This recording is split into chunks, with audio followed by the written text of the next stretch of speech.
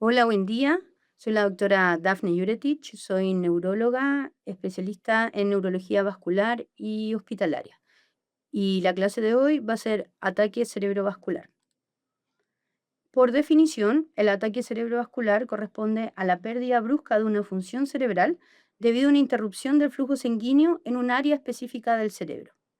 Esto puede ser o por una oclusión de un vaso, y que eso corresponde a un ataque cerebrovascular de tipo isquémico, o una ruptura del vaso, que corresponde a un ataque cerebrovascular de tipo hemorrágico. ¿Por qué estamos hablando de esto? Es una de las principales patologías que llevan una alta morbimortalidad a nivel mundial y también a nivel de Chile. Actualmente corresponde a la segunda causa de muerte a nivel mundial, la tercera causa de muerte y discapacidad de las enfermedades no contagiosas, y se sabe que una de cada cuatro personas va a tener un ACV en su vida. Los factores de riesgo, 10, un 80% corresponden a 10 factores de riesgo que son modificables y que podrían variar esta prevalencia e incidencia. Y lo otro que se ha visto es que ha ido aumentando en jóvenes a lo largo de los años. ¿Qué es lo que pasa en Chile? Es la segunda causa de mortalidad también y se sabe que una ACV ocurre cada 15 minutos.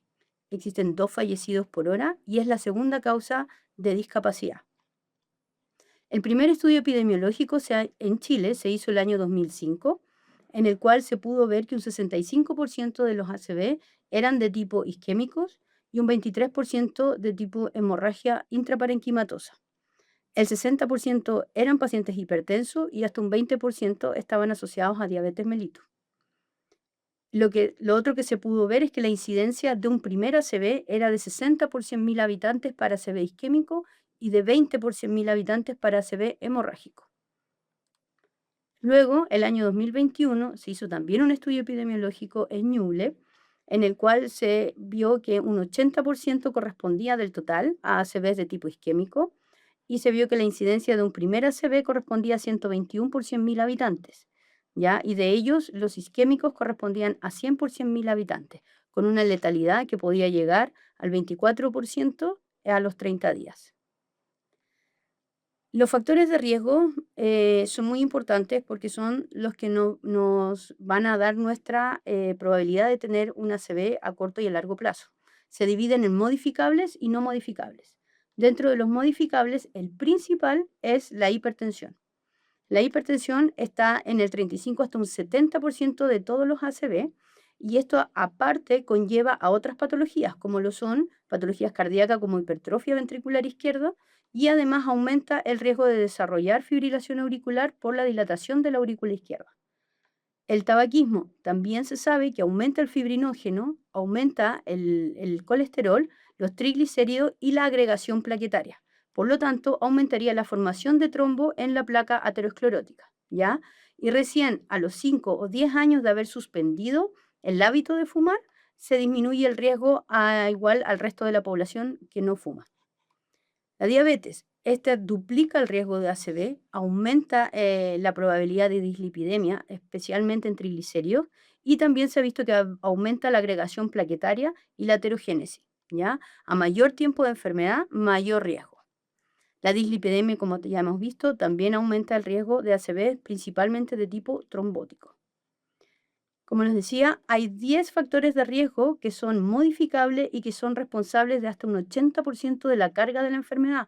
Por lo tanto, modificando estos factores de riesgo que corresponden a la hipertensión, a la hiperglicemia, ¿ya? A la contaminación ambiental, a la enfermedad renal crónica, al consumo de alcohol, a la alimentación saludable, a la dislipidemia, el tabaquismo, ya con eso ya podríamos disminuir bastante nuestra probabilidad de tener un ataque cerebrovascular.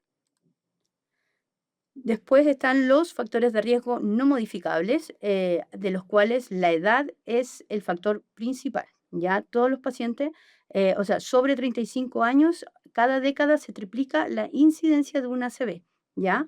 Y a mayor edad tenemos mayor riesgo de tener un ataque cerebrovascular, debido a que además se van sumando la prevalencia de más enfermedades asociadas.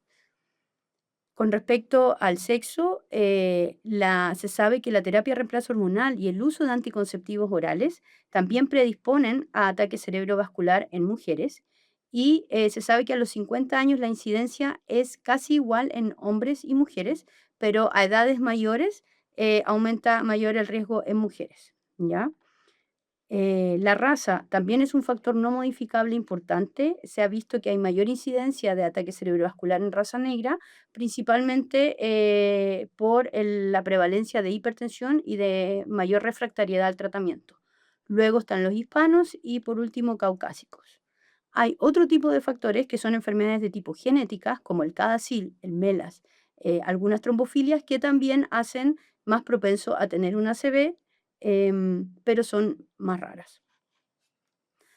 ¿Cómo clasificamos el ataque cerebrovascular?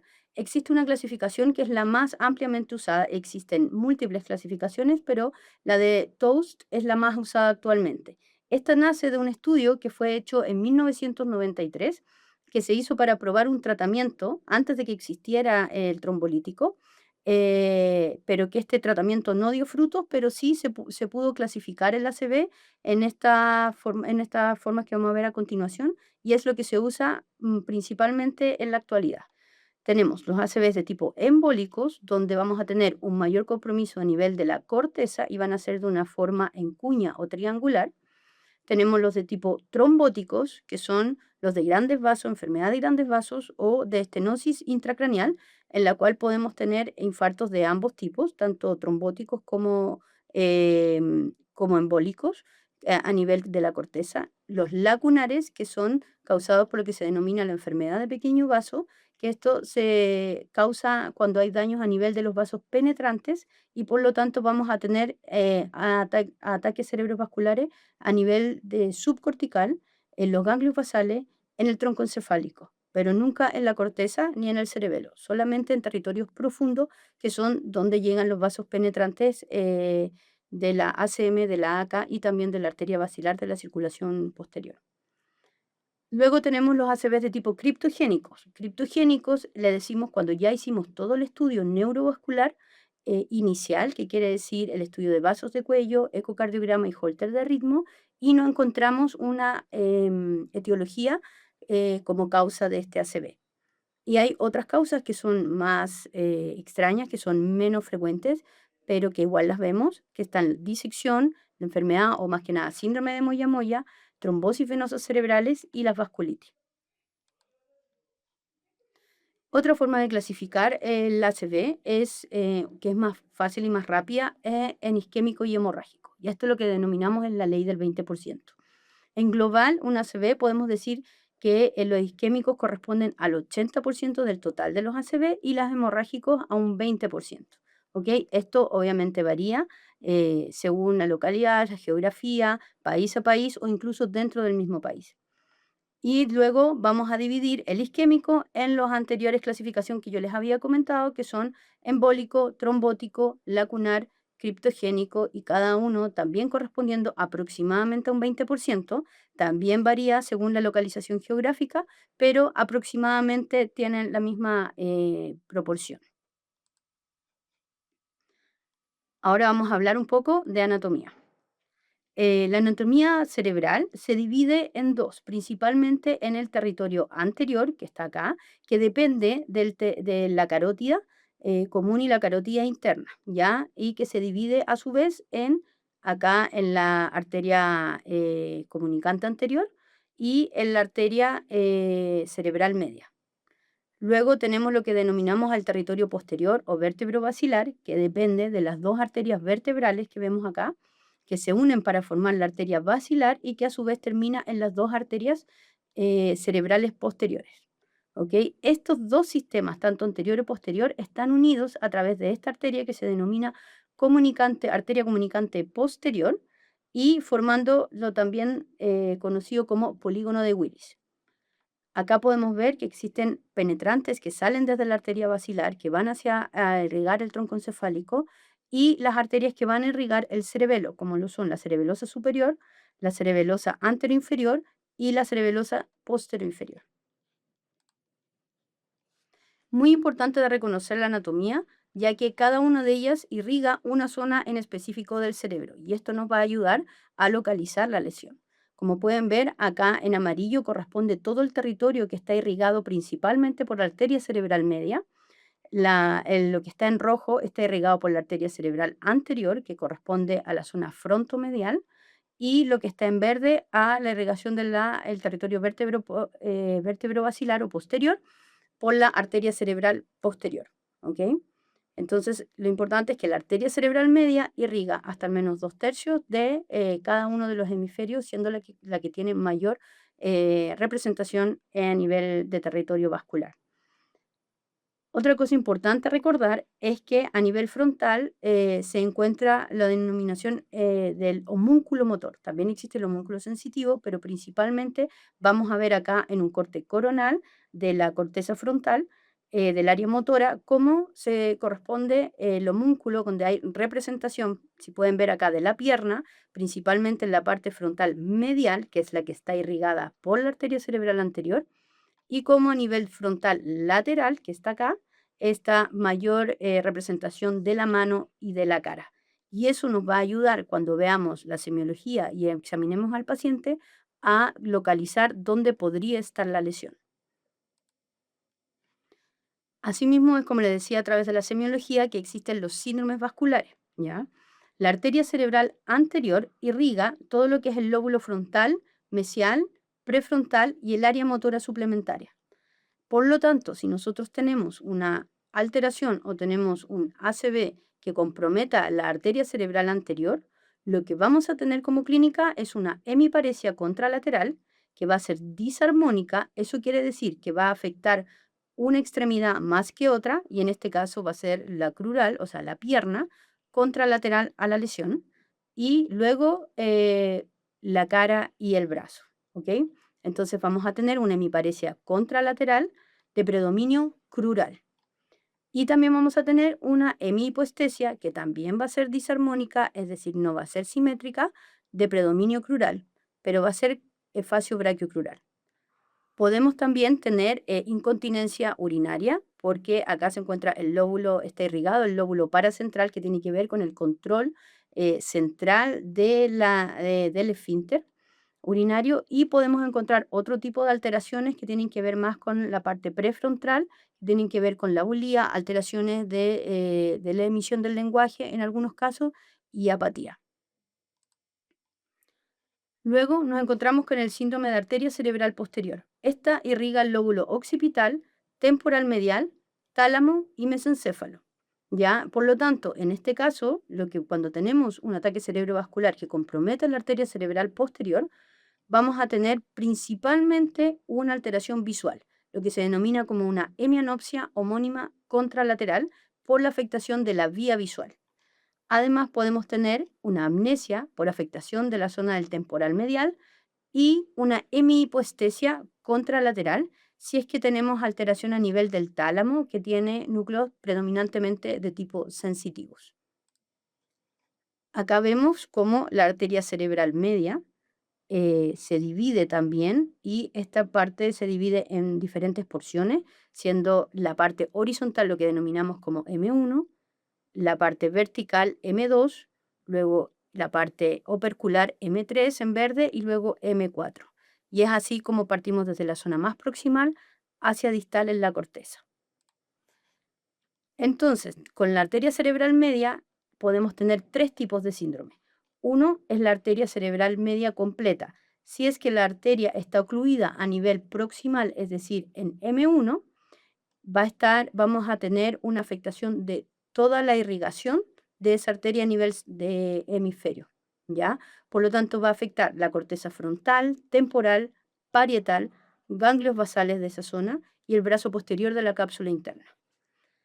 Por lo tanto, vamos a tener una hemiparesia contralateral a la lesión, que va a ser de predominio faciobraquial por el homúnculo motor que vimos anteriormente. Entonces va a ser mayor compromiso de la cara y el brazo que la pierna. Va a tener también un síndrome sensitivo, es decir, una hemihipoestesia contralateral, que también va a ser predominantemente de la cara y del brazo, más que de la pierna. Y si es que afecta el hemisferio dominante que es aquel donde se encuentra el lenguaje y habitualmente es el hemisferio izquierdo, principalmente en diestros y en zurdos también, pero en menor proporción, vamos a tener lo que se denomina una afasia global, que es una alteración del lenguaje donde yo no puedo ni emitir ni comprender el lenguaje. Vamos a tener también una hemianopsia homónima contralateral, es decir, una hemianopsia contralateral a la lesión, que va a ser causada por una alteración a nivel de la vía visual. Y vamos a tener también una desviación de la mirada que va a ser hacia en la corteza lesionada, o sea, va a mirar la lesión, que va a ser contrario a la hemiparesia, y esto porque afecta el control prefrontal de la mirada voluntaria. ¿Ya? Si yo tengo afectación del hemisferio no dominante, es decir, habitualmente el hemisferio derecho, no voy a tener afasia, pero sí voy a tener lo denominado como agnosias, extinción sensitiva y negligencia. Es decir, voy a tener alteración en el procesamiento sensorial y por lo tanto puedo tener diferentes tipos de negligencias y agnosias contralaterales a la lesión también. Luego tenemos los otros dos tipos, que en el ACM existen tres tipos de síndromes que tenemos si es que está afectada la M2. Como habíamos visto, luego de M1 pasa el segmento M2 insular, que es el vertical. Entonces, si se ocluye o tenemos un ataque cerebrovascular a nivel de esa arteria, va a ser dependiendo, la clínica va a ser dependiendo si me afecta la división superior o la división inferior, ya que la ACM lo que hace habitualmente, luego de llegar a la ínsula, al término de M1, se bifurca y se va a bifurcar en división superior o anterior y división inferior o posterior. Por lo tanto, si yo tengo una oclusión de la arteria cerebral media superior, lo que voy a tener es una hemiparesia facio-braquiocrural, una hemihipoestesia también contralateral facio-braquiocrural y una afasia, pero de tipo motora o afasia de Broca, ya que me está afectando el lóbulo frontal. Y en el caso de que sea el hemisferio no dominante, voy a tener no afasia, sino que voy a tener una heminegligencia. Y en el caso que me afecte M2, pero la división inferior o posterior, no voy a tener, déficit motor, sino que voy a tener principalmente un déficit visual correspondiente a una hemianopsia contralateral y voy a tener síntomas sensitivos, predominantemente si afecta al hemisferio no dominante, como una extinción sensitiva o una negligencia espacial. Y en el caso que me afecte el hemisferio dominante, voy a tener lo que se denomina una fascia de Wernicke o una fascia de comprensión, que es a nivel temporal posterior. Por lo tanto, la clínica con la que se presenta el paciente nos ayuda y nos guía para localizar cuál es el territorio afectado y cuál finalmente fue la arteria afectada. Otro síndrome importante con el cual se van a encontrar es lo que se denomina el ataque isquémico transitorio, que lo que es, esto es un déficit neurológico focal agudo y brusco de menos de 24 horas de evolución. La mayoría duran 1 hora, pero la definición actualmente todavía se mantiene de menos de 24 horas de evolución. ¿Cuál es la importancia de este síndrome? Es que si bien no corresponde a un ACV que deja secuela, que es de tipo transitorio, sí nos aumenta el riesgo de padecer un ACV en los próximos días o semanas. Por lo tanto, también debemos tratarlo y estudiarlo como tal. Para esto existe la escala ABCD2, que es la que más se está usando actualmente, que se puede usar en un servicio de urgencia o en una consulta, el cual nos da cuál es el riesgo de que el paciente tenga un ataque cerebrovascular en los próximos 2, 7 o 90 días. Y esto nos divide en un paciente que tiene un riesgo leve, moderado o alto, dependiendo de los puntos que nos da. Y estos puntos están dados según las características del paciente y características del déficit neurológico que tuvo. Por lo tanto, va a depender de la edad del paciente, si es hipertenso, si es diabético, cuánto tiempo duró el déficit neurológico y qué tipo de déficit tuvo, si fue motor, si fue de lenguaje o fue sensitivo, ¿ya? Y eso nos da un puntaje en lo cual nosotros podemos clasificarlo en leve, moderado y alto para una eventual hospitalización y un estudio y manejo. Un síndrome característico de AIT o de ataque isquémico transitorio es la denominada amaurosis fugax, La maurosis fugax, que es esta pérdida unilateral de la visión, brusca y que dura algunos minutos, corresponde habitualmente a un émbolo que afecta la arteria oftálmica. Por lo tanto, tenemos que ir a ver cómo están las carótidas, que es de donde nace la arteria oftálmica, y esto podría estar avisando de una estenosis carotidia sintomática. Por ejemplo, por lo tanto, esos pacientes deben ser estudiados con vasos de cuello a la brevedad. También está lo que se denomina el síndrome de alarma capsular, el cual es un tipo de déficit motor habitualmente, o sensitivo, pero habitualmente motor, que dura algunos minutos u horas y se puede repetir varias veces durante el mismo día o en varias semanas. Y eso lo que se habla es que habitualmente hay una arteria que se está tapando y que en algún momento va a provocar una ACV. Ahora vamos a hablar un poco de la fisiopatología del ACV. ¿Qué es lo que pasa cuando se tapa una arteria en nuestro cerebro? Habitualmente se forma esta zona que es la denominada el núcleo isquémico. Esta zona de acá habitualmente es necrosis el núcleo, por lo tanto no es recuperable. Y luego está esta zona adyacente al núcleo, que es lo que se denomina tejido en penumbra. Este tejido es el que sí es potencialmente recuperable y que de todas formas igual nos está dando clínica, por lo tanto nosotros podríamos salvarlo y recuperar algo de la clínica que tiene un paciente. Por lo tanto, ¿por qué debemos correr? Esto es lo que pasa en un paciente que tiene una oclusión de una arteria a nivel cerebral. Esto es el núcleo del infarto y como ustedes pueden ver, acá va creciendo a los 15 minutos y va creciendo el núcleo y se va alimentando de toda esta área que es el área en penumbra que finalmente termina a lo largo del tiempo siendo toda esta zona el núcleo, por lo tanto es toda esta zona infartada si es que yo no logro reperfundir esa área a tiempo. Por lo tanto, lo que quiero lograr y por qué es que debemos correr, y es una emergencia neurológica, porque yo quiero tratar de que pase de un núcleo pequeño, que no llegue a tener este núcleo y salvar el área en penumbra. ¿Y por qué entonces corremos? Porque tiempo es cerebro. Eso se pudo ver a través de un estudio clínico en lo que, el que vio que se perdían aproximadamente 2 millones de neuronas por cada minuto que no le llegaba oxígeno a esa área de cerebro.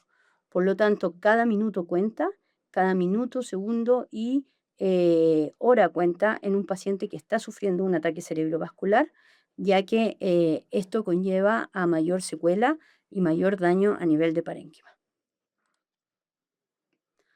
¿Cómo reconocemos entonces una ACV? ¿Ya? Lo más importante es saber cuáles son los síntomas y reconocerlos. Para esto se han creado diferentes alternativas y diferentes programas a nivel nacional, en el cual la primera parte es que nosotros debemos educar a la población general para reconocer cuáles son los síntomas de una ACV. Habitualmente los ACV dan de forma focal, es decir, es una parte del cuerpo, no es algo global, y da de forma brusca, de inicio súbito, y que en algunas ocasiones puede ir empeorando. La mayoría no debutan con una convulsión, no es la forma habitual de debut de un ataque cerebrovascular, y lo que sí vamos a ver es aparición de debilidad, puede ser eso con una parálisis facial, verlo, una asimetría facial o una debilidad en una pierna o un brazo. Pueden haber alteraciones sensitivas. Los pacientes tanto pueden decir que tienen adormecido o que no sienten al tocar. Y en otras ocasiones pueden haber síntomas positivos que se habla de parestesias, que es este como hormigueo que pueden tener en una zona del brazo o de la pierna o de la cara y que eso también puede corresponder a síntomas sensitivos. Puede haber alteración del lenguaje o del habla, es decir, una afasia o una disartria, ya que es la dificultad para pronunciar el lenguaje, y pueden haber síntomas visuales. Entre ellos, habitualmente hay alteraciones de campo visual, hay visión doble, puede haber pérdida completa de la visión dentro de los síntomas visuales. También el dolor de cabeza puede ser un síntoma de ACV, pero es un dolor de cabeza, una cefalea que es clásica, que es de inicio súbito, muy intensa, y que es denominada cefalea ictal o cefalea en trueno, donde llega rápidamente a su máxima intensidad, y eso puede corresponder a una ACV habitualmente de tipo hemorrágico. Los mareos, que nosotros podemos preguntar y ver dirigidamente, que ver si es que es un vértigo, que sí puede ser una ACV, y también ir a buscar dirigidamente ataxia, que son alteraciones más de tipo cerebelosas. Entonces, si alguno de estos pacientes, algún paciente presenta estos síntomas, debería ser evaluado primero en un contexto prehospitalario y para eso tenemos varias escalas, ¿ok? Dentro de las escalas, la más usada es la denominada la escala de Cincinnati, en la cual vemos alteración de la cara, principalmente por desviación de la comisura labial o por asimetría facial. Evaluamos cómo está la fuerza del brazo, de ambos brazos, si es que hay alguno que cae, y también alteración del habla, principalmente. Si uno de estos tres está alterado, tenemos hasta un 72% de probabilidades de que eso que le está pasando a esa persona sea un ACV, ¿ok? En las escalas habitualmente prehospitalarias o de screening, lo que necesitamos es que sean de alta sensibilidad, pero no necesariamente que sean de alta especificidad. La que actualmente también se está usando es la escala BFAST, en la cual se agregan, aparte de la simetría facial, la debilidad de extremidades, la alteración del habla, se agrega, perdón, alteraciones visuales y alteraciones en el equilibrio para poder completar todo lo que puede de síntomas tener una ACV y que no queden fuera de esta escala previa. Entonces, ¿qué es lo que hago yo si llega un paciente con un Cincinnati positivo, ingresa a un servicio de urgencias y tengo la sospecha de que pueda estar haciendo un ataque cerebrovascular? En ese momento yo debo ingresar al paciente a un box de reanimación o donde yo tenga monitorización continua, eh, tomar la presión, determinar todo lo que tiene que ver con los signos vitales, incluyendo el hemoglucotest, e instalar dos vías venosas lo antes posible, tanto como para poner medicamento, como para poder poner contraste en el caso de necesitar estudios contrastados y para tomar exámenes. Además, puedo iniciar un suero fisiológico al 0,9% y dejar al paciente en reposo absoluto con la cabecera de 0 a 30 grados máximo y dejarlo en régimen cero. En ese momento yo debo solicitar un escáner de cerebro urgente y en el caso de contar con neurólogo en el centro, avisar a neurología. Entonces, porque es importante tener la evaluación de los signos vitales, un paciente que viene con fiebre o que tiene la temperatura elevada aumenta también la morbimortalidad de estos pacientes porque aumenta el área de penumbra. Lo otro que necesito saber es cuál es la presión arterial de mi paciente, sobre todo si quiero hacer algún tipo de tratamiento específico como lo es la trombólisis endovenosa, ¿ya? Y necesito ver la frecuencia cardíaca, para eso la conexión al monitor, o sacar un electrocardiograma porque pueden debutar pacientes con arritmias como fibrilación auricular. Las metas de presión para un paciente que va a ser trombolizado debe ser menor a 185/110 y luego de la trombolisis debe ser menor a 180/105, ¿ok?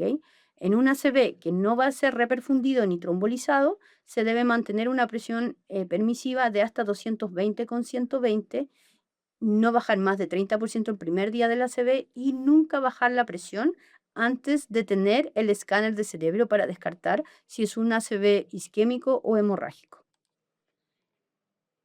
La saturación de oxígeno también debe ser tomada, ya que la hipoxia también favorece el daño neuronal, pero no es necesario poner oxígeno si es que la saturometría está sobre el 95%.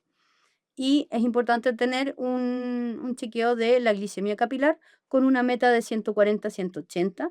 eh, Solamente tratar si es que hay hipoglicemia menor a 60. ¿Cómo seguimos con la evaluación de mi paciente? Aparte de los signos vitales y el ABC inicial, existe una escala que es la denominada NIS o NIH, en su abreviatura en inglés, en la que son una escala principalmente de evaluación neurológica, en el cual hay 15 ítems y es rápida y sistémica y siempre se hace de la misma forma. Se usa en servicios de urgencia para pacientes que vienen con sospecha de ataque cerebrovascular y nos sirve para evaluar cuál es la severidad del paciente e incluso para hacer un seguimiento clínico. Ahora, si yo tengo un paciente que tenga la sospecha, que tiene un ataque cerebrovascular, entonces, ¿qué imagen debo tomar? La imagen principal es el escáner de cerebro o el TAC o la tomografía de encéfalo sin contraste, ¿ok? Porque lo que yo quiero ver es que no haya una hemorragia principalmente y que no haya un infarto cerebral ya establecido en el cual no va a servir la trombolisis ni la reperfusión en esos casos, ¿ok? El escáner es importante saber que en general la isquemia, es decir, los infartos, no los vamos a ver antes de las 6 horas. Solamente vamos a ver lo que se denominan los signos precoces. Por lo tanto, si yo tengo un escáner que es normal y tengo síntomas de una ACV, no debo descartar que tiene una ACV, sino seguir pensando que es una ACV y que está en terapia de reperfusión o en ventana terapéutica. ¿Ya?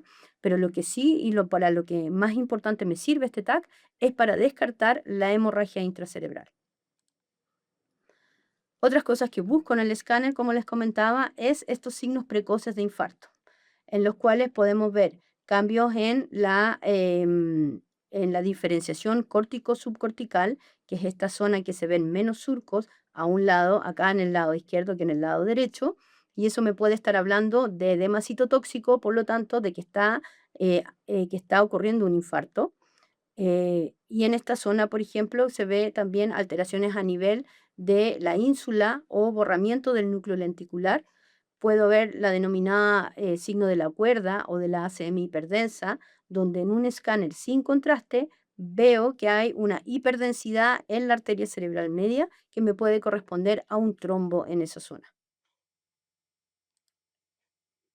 Aparte del TAC de cerebro sin contraste, necesitamos ir a evaluar los vasos intracerebrales y de cuello. Por lo tanto, deberíamos sumar un angioTAC de cerebro y cuello.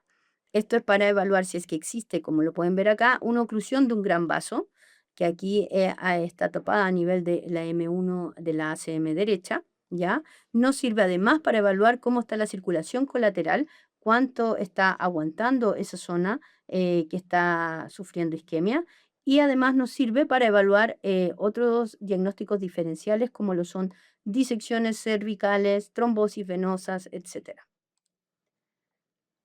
¿Por qué tomar un escáner y no una resonancia? En general, la resonancia magnética es mucho mejor para evaluar el tamaño y la zona y el volumen del infarto, ¿ok? Y de hecho se puede ver, se dice hasta 15 minutos desde iniciados los síntomas, yo podría ver el infarto en la resonancia.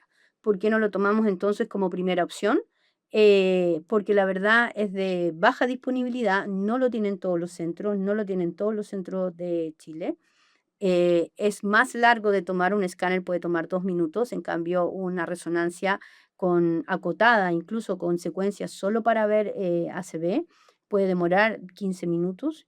Y además, hasta un 20 o un 30% de los pacientes tienen contraindicación para entrar a un resonador, como por ejemplo la presencia de alguna prótesis o la presencia de marcapasos. Acá vemos que esta es la secuencia que nosotros denominamos el stroke, protocolo stroke, que es una resonancia que tiene ciertas secuencias que son más cortas, que nos sirven dirigidamente para ir a buscar infarto o edema citotóxico, que son esta secuencia que se llama difusión o DWI, que tiene que haber correlato en esta otra secuencia que se denomina ADC, en la cual yo veo que está hiperintensa en difusión e hipointensa en ADC, y eso me habla de que hay edema citotóxico y la principal causa de esto son los infartos agudos. Y tenemos esta secuencia que es FLAIR o FLAIR, que se hace presente y hiperintensa cuando ya lleva más de 4,5 horas un infarto. También podemos ver vasos y no requiere la administración de contraste, ya que se hace a través de una técnica que se llama TOF, Time of Flight, en la cual se usa el vacío de flujo para ver los vasos y no necesita el contraste, ¿ya? Como yo les decía, el infarto hiperagudo, es decir, en periodo de ventana, se ve más tempranamente en una resonancia y menos en el escáner, pero el escáner es más rápido y solamente necesito eso para tomar las decisiones. ¿Cuáles van a ser las decisiones? ¿Qué opciones de tratamiento tengo cuando hay un paciente con un ataque cerebrovascular? Desde el año 1995 salió un estudio denominado NINDS, en el cual se probó un medicamento trombolítico que se llama RTPA o Alteplase, en el cual se seleccionaron 300 pacientes, a los cuales dentro de las primeras 3 horas de evolución de síntomas de una ACV y en los cuales se descartaba una hemorragia, se administró este medicamento trombolítico denominado Alteplase y se vio que a los 3 meses un 30% de estos pacientes estaba mejor que el grupo control o placebo, con un número necesario de tratar de 7, lo cual significa que yo debería tratar 7 pacientes para el próximo se beneficie de este tratamiento. En este momento cambia todo lo que tiene que ver con los tratamientos en neurología, ya que es el primer medicamento que demuestra un beneficio en ataque cerebrovascular.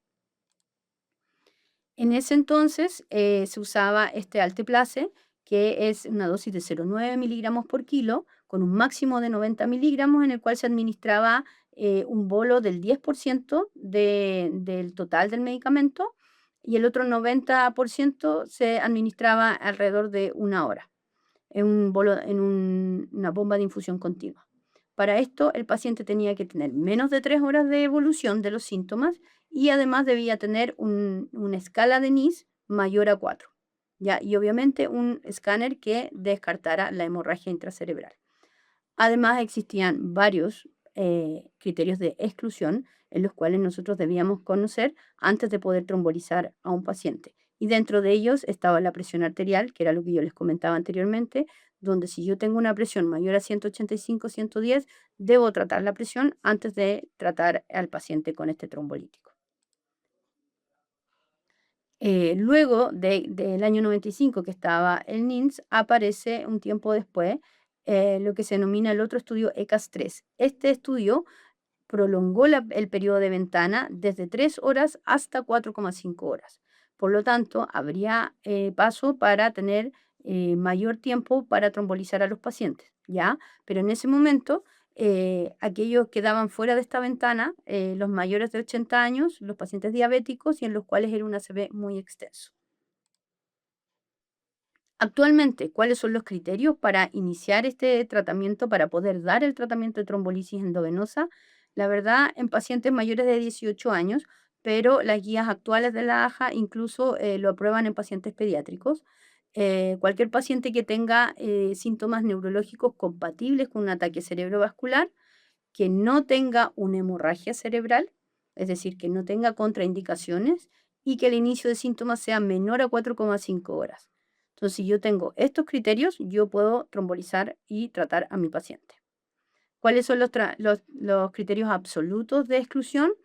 Que haya una hemorragia intracerebral, que ya haya un infarto constituido y extenso, que hayan tenido alguna cirugía, sobre todo neurocirugía antes de 14 días, ya que hayan tenido un TEC grave antes de 14 días, que tengan algún tipo de tumor intraaxial, intracerebral, que tengan una endocarditis infecciosa o que estén con alguna coagulopatía aguda o una disección aórtica. Todos estos son criterios de exclusión absolutos.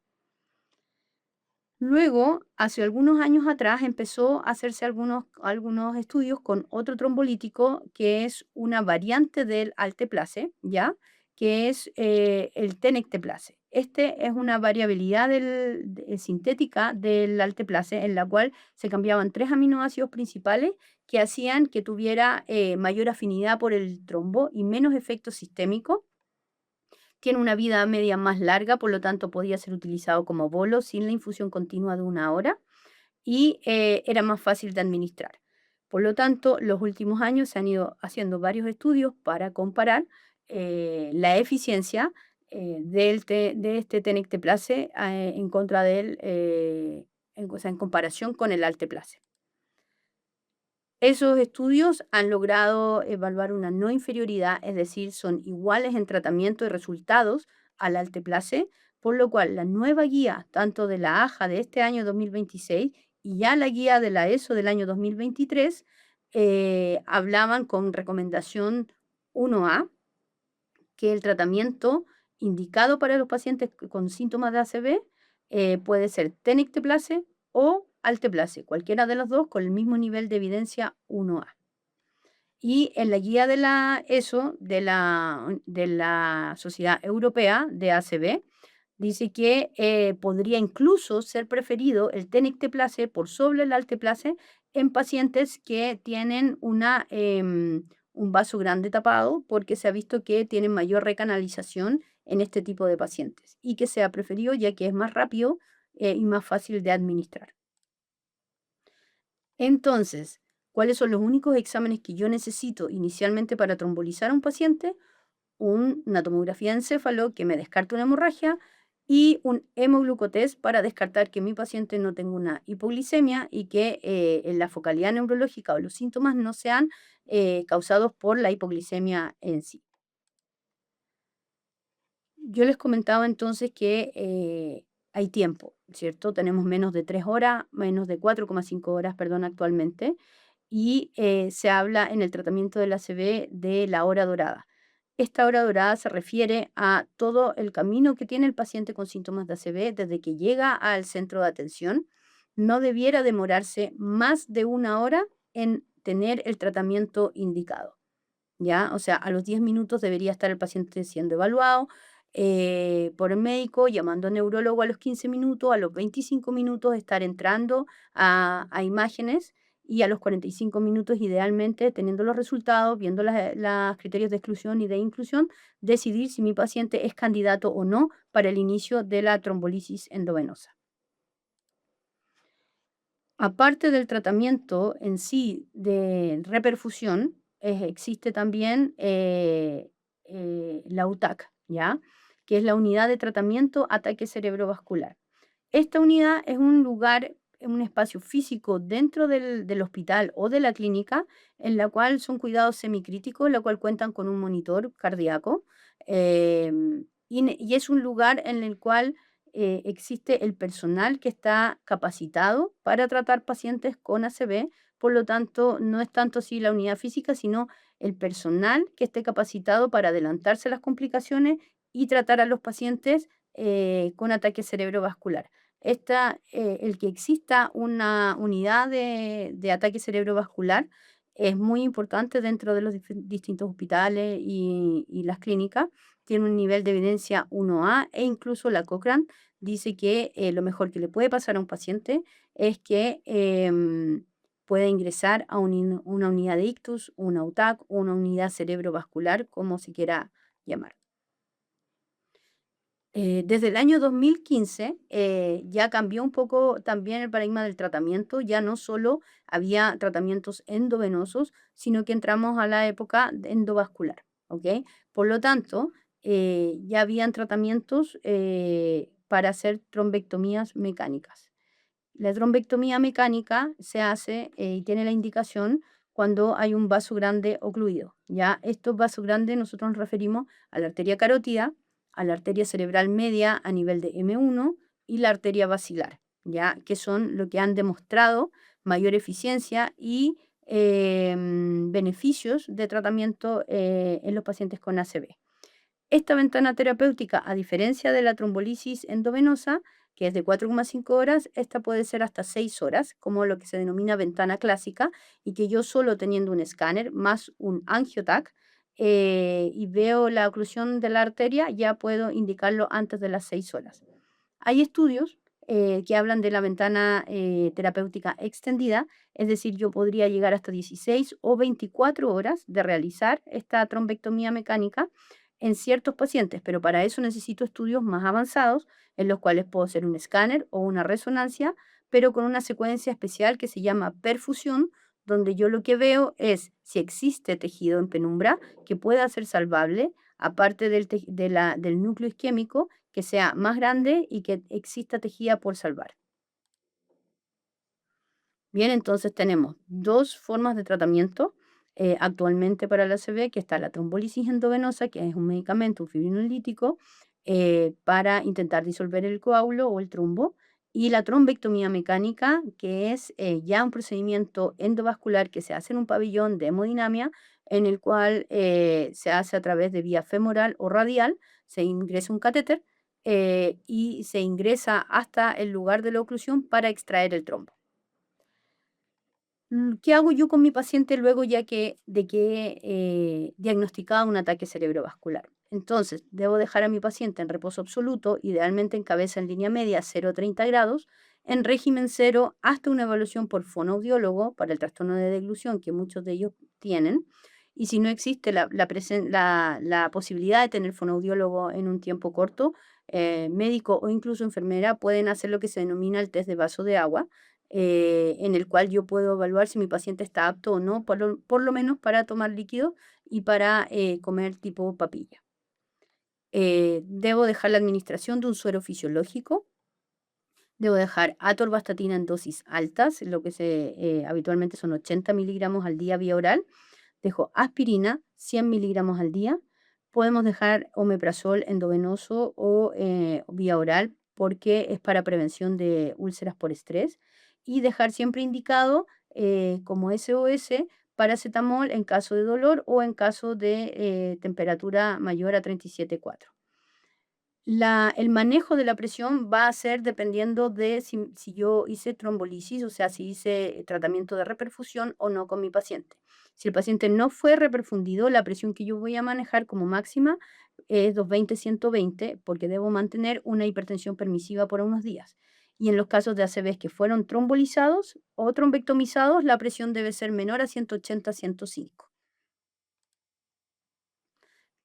Además, para poder mantener esta hipertensión permisiva, debo suspender los antihipertensivos, excepto los beta bloqueadores. Ya los beta bloqueadores como propanolol, bisoprolol, carvedilol, los puedo disminuir al 50% en su dosis. Solamente dejar la indicación de oxígeno en caso de hipoxia.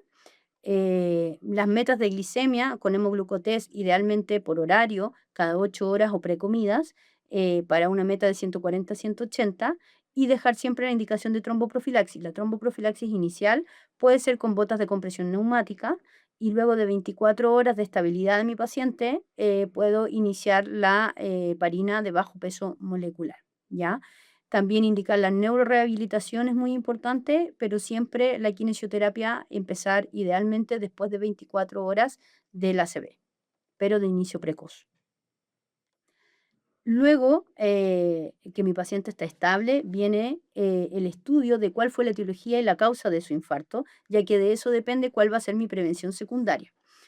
El estudio metabólico que se pide habitualmente a estos pacientes son el perfil lipídico, una hemoglobina glicosilada para ver si hay diabetes o si el paciente es diabético, saber si está compensado o no. Pruebas tiroideas, vitamina B12, necesito un electrocardiograma desde el ingreso, solicito ecocardiograma transtorácico inicialmente y en algunos casos transesofágico, solicito un holter de ritmo, ¿ya? Y el estudio de vasos intra y extracraneales, lo cual puede ser a través de un angiotac o un Doppler de vasos de cuello, un Doppler carotidio. Actualmente existen modelos de teleasistencia, ya que los servicios de urgencia no siempre cuentan con neurólogos 24/7, por lo cual en Chile se ha estado aplicando un modelo de teleasistencia o de telemedicina para apoyo de neurólogos a los servicios de urgencia, para poder incluso hacer trombolisis que sean por médicos generales o urgenciólogos, apoyados por un neurólogo a distancia que los ayuda a realizar el examen neurológico. Se pueden revisar las imágenes a distancia y tomar la decisión si ese paciente es candidato o no a un tratamiento de reperfusión. Bueno, como conclusión, quería contarles que, como se dieron cuenta, el ACV es una de las principales causas de mortalidad y discapacidad tanto a nivel mundial como a nivel nacional, ¿ya? Lo más importante inicialmente es el reconocimiento de síntomas para poder acudir a un centro en un tiempo apropiado, ya que es una patología que es tiempo dependiente. Debemos tener un personal de salud que esté capacitado para el manejo de estos pacientes y que actualmente saber y contar que existe un tratamiento que es disponible, que es efectivo, pero que es tiempo dependiente, por lo cual el reconocimiento de síntomas y el acudir a un centro lo antes posible nos va a dar el pronóstico y la posibilidad de poder dejar a un paciente sin secuelas y sin discapacidad. Muchas gracias.